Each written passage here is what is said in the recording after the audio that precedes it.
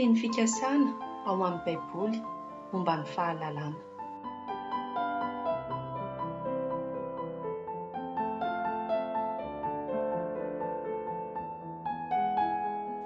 Mijery ny zanak'olombelona eny an-tapin'ny lanitra Andriamanitra, mba hahita raha misy olona manan-tsaina eny, na misy olona mitady an'Andriamanitra.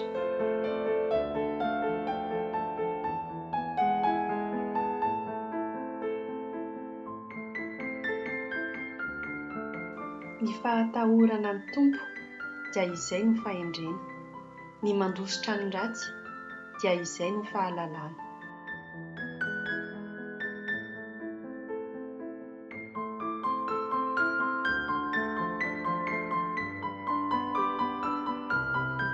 Omeo fahazavan-tsaina aho hitandremako ny lalanao, sy hankatoavako azy amin'ny foko rehetra.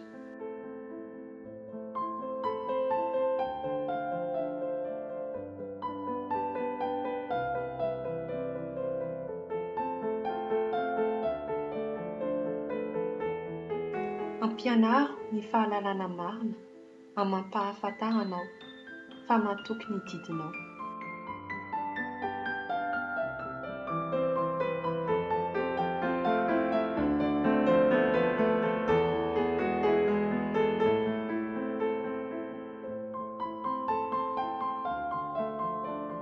Ny tananao no nanao ahy tsy namolavola ahy.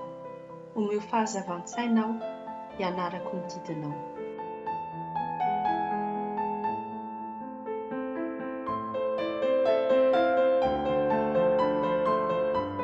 Ny fahatahorana an'Andriamanitra no fiandoham-pahendrena, ary ny fahafantarana ny iray masina no fahazavan-tsaina.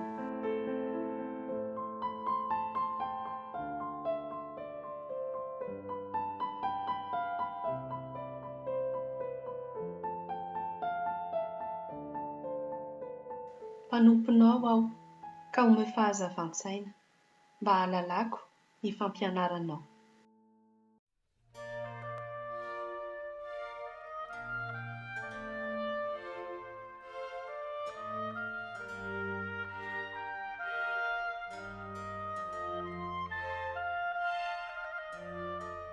Ho tonga eo anatrehanao anie ny fitarainako, ry Tompo, omeo fahazavan-tsaina araka ny teninao aho.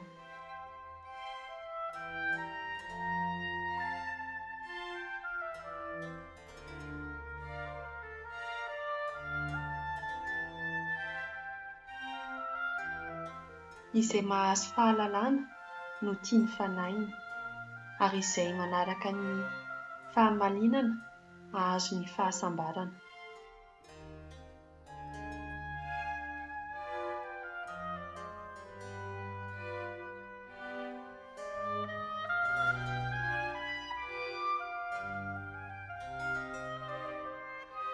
Ny mahiran-tsaina mahatsinjo ny ratsy ka mihery, ny kely saina mandroso ihany ka voany izany.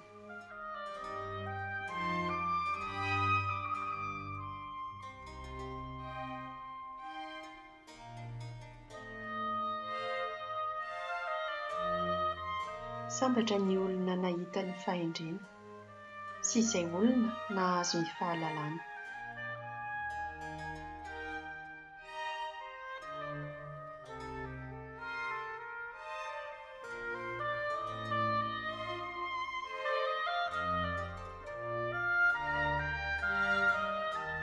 Tsy fantatrao va?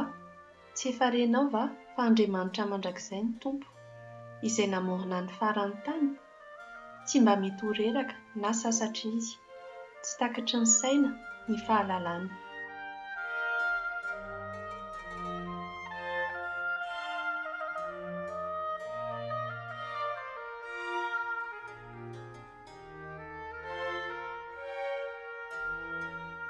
Izy ao aminareo no endry sy manan-tsaina, aoka sehony amin'ny fitondran'ny tena tsara, ny asan'ny fahalemem-panahy amam-pahendrena.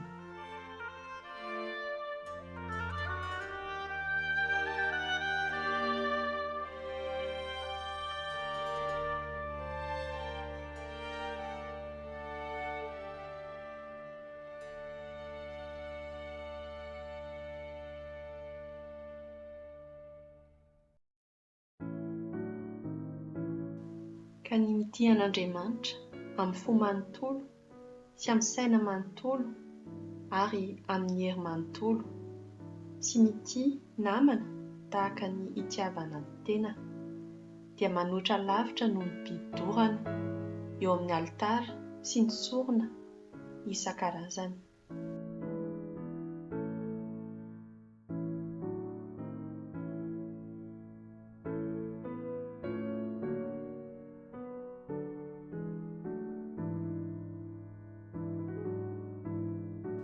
Atao ahoana ary? Izao, sady hivavaka amin'ny fanahy aho no hivavaka amin'ny saina koa, sady hihira amin'ny fanahy aho no hihira amin'ny saina koa.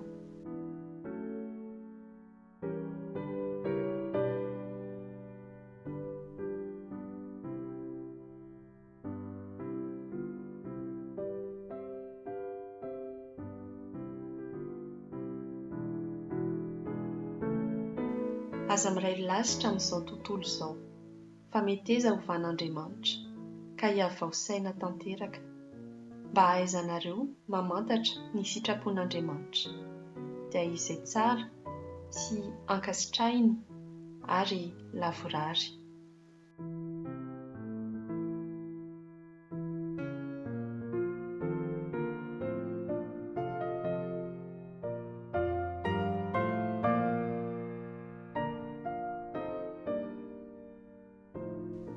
Aoka avoazina tanteraka ny fanahinareo sy ny sainareo.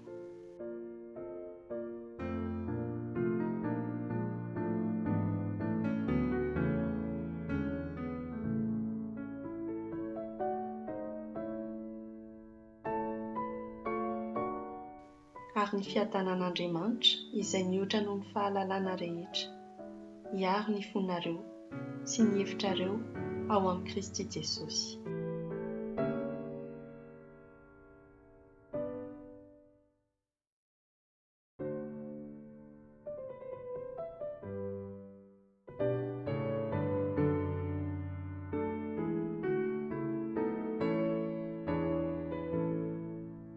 Tsara ny mahazo fahendrena noho ny volamena, ary tsara ny mahazo fahalalana noho ny volafotsy.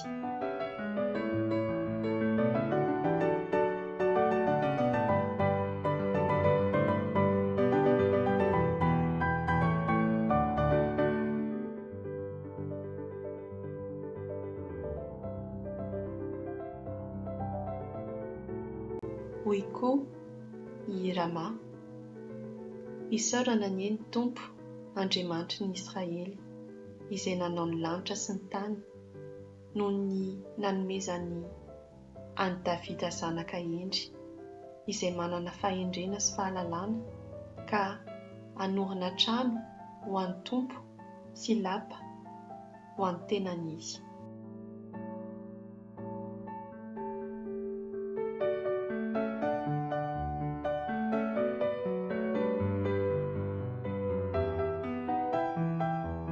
Ireo zatovy efa day ireo dia nomen'Andriamanitra fahaizana amam-pahalalana amin'ny sehatra rehetra, momba ny soratra sy ny fahendrena.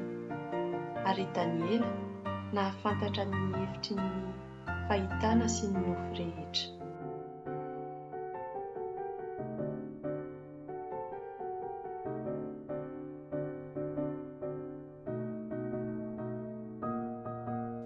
Matokia an'Andriamanitra amin'ny fonao rehetra, fa aza miankina amin'ny fahalalanao.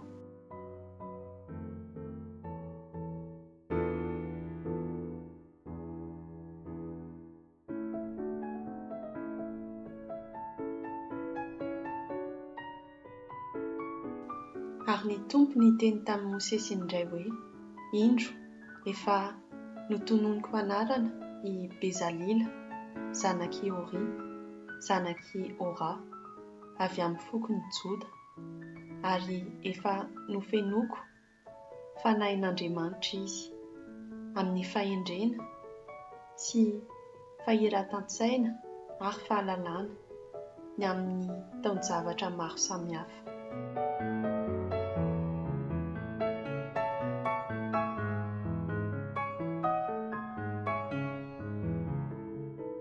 Feno fahendrena sy fahiran-tantsaina ary fahaizana ny asa varahina rehetra i Arima.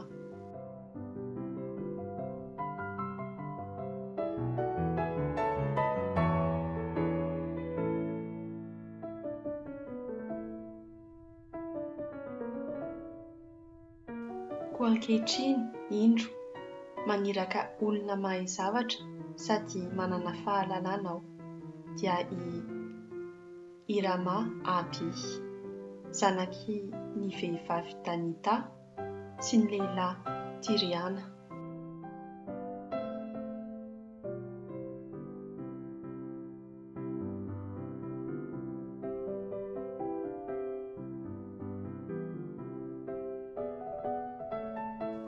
Ary fantatsika fa tonga ny zanak'Andriamanitra ka efa nanome antsika ny fahazavan-tsaina mba ho fantatsika ilay marina, ary isika ao amin'ilay marina dia ao amin'i Jesosy Kristy zanany.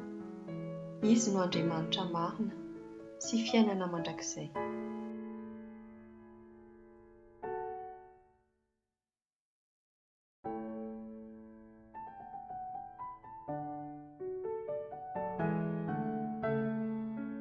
Tamin'izay dia nentina teo anatrehan'ny mpanjaka i Daniela ka nitenenany hoe: ianao ve no Daniela, isan'ny jiosy babo izay nentin'ny mpanjaka raiko avy any Joda? Efa reko ny mombanao fa entan'ny fanahin'ireo andriamanitra ianao, ary hita ao aminao ny fahazavan-tsaina sy ny fahalalana ary fahendrena tena fatratra.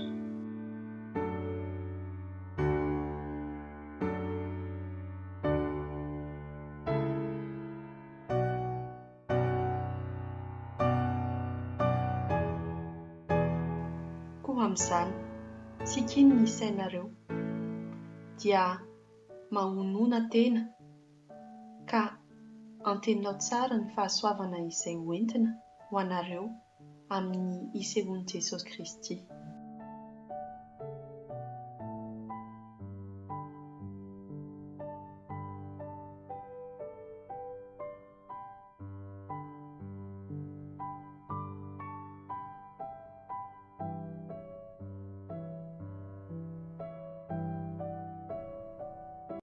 Izay mahatsindry fo no tena manan-tsaina, fa ny malaky tesitra mampiseho ny fahadalana.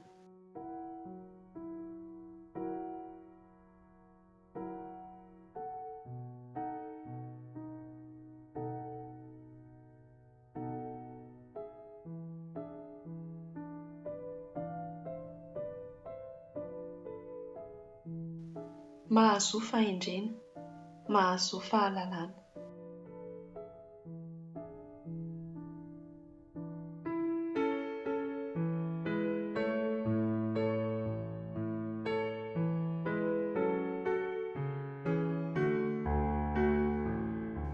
Fa Andriamanitra no manome fahendrena, avy amin'ny vavany no hiavian'ny fahalalana sy ny fahazavan-tsaina.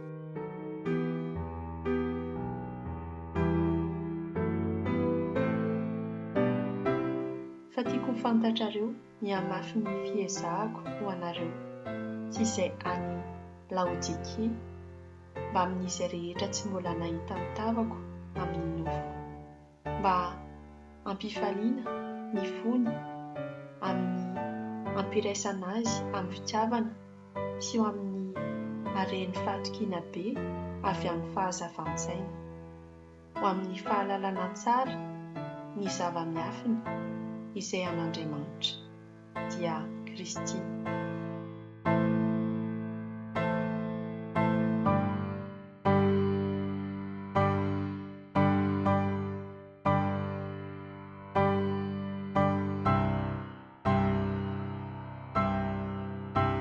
Ny voaloham-pahendrena dia izao: mahazaho fahendrena, eny, lanio ny fanananao rehetra, amidy fahalalana tsara.